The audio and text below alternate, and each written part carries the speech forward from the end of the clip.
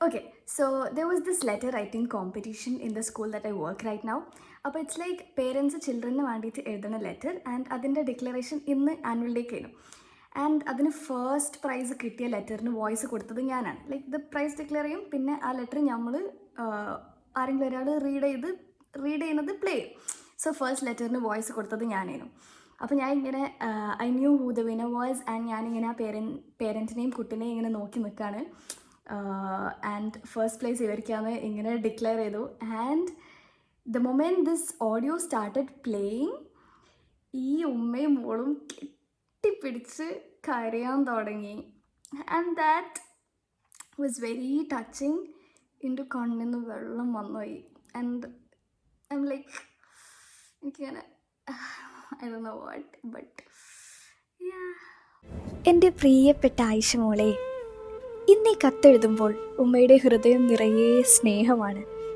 വാക്കുകളിലൂടെ എല്ലാം പറഞ്ഞറിയിക്കാൻ ഉമ്മയ്ക്ക് എല്ലായ്പ്പോഴും കഴിഞ്ഞിട്ടില്ല.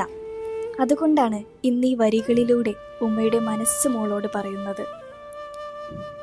ജീവിതം ഉമ്മയ്ക്ക് അത്രയ്ക്കും ലളിതമായിരുന്നില്ല മോളെ. ഉപ്പ കൂടെ ഇല്ലാതെ മക്കളുടെ പഠനവും ഭാവിയും ജീവിതവും ഉമ്മ ഒറ്റയ്ക്കാണ് നോക്കുന്നത്. ചിലവുകളും നാളെക്കുറിച്ചുള്ള ആശങ്കകളും ഉമ്മയെ പലപ്പോഴും സമ്മർദ്ദത്തിലാക്കി.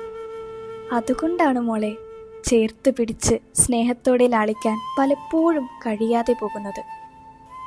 ചിലപ്പോൾ ഉമ്മയുടെ വാക്കുകൾ കഠിനമായി മോൾക്ക് തോന്നിയേക്കാം. എന്നാൽ മോളെ, അതൊന്നും ഒരിക്കലും സ്നേഹക്കുറവ് കൊണ്ടായിരുന്നില്ല. ഈ ലോകത്ത് എല്ലാം ഉമ്മയ്ക്ക് നിങ്ങളാണ്. നിങ്ങളെ നല്ല നിലയിൽ എത്തിക്കണം എന്ന ഒരേ ഒരു ആഗ്രഹമാണ് ഉമ്മയെ മുന്നോട്ട് നയിച്ചത്. ഉമ്മ എന്നെ സ്നേഹിക്കുന്നില്ല എന്ന് മോളുടെ മനസ്സിൽ ഒരിക്കലും തോന്നരുത്.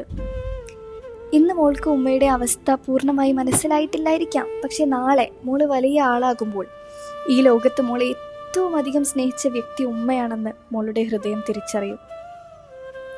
ഇതോടൊപ്പം ഉമ്മ മോൾക്കൊരു വാക്ക് തരുന്നു.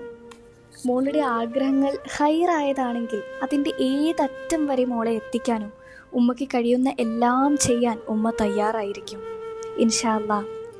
എൻ്റെ മോളെ ഉമ്മ വാക്കുകളേക്കാൾ ആഴത്തിൽ സ്നേഹിക്കുന്നു. എന്നും സ്നേഹത്തോടെ ഉമ്മ.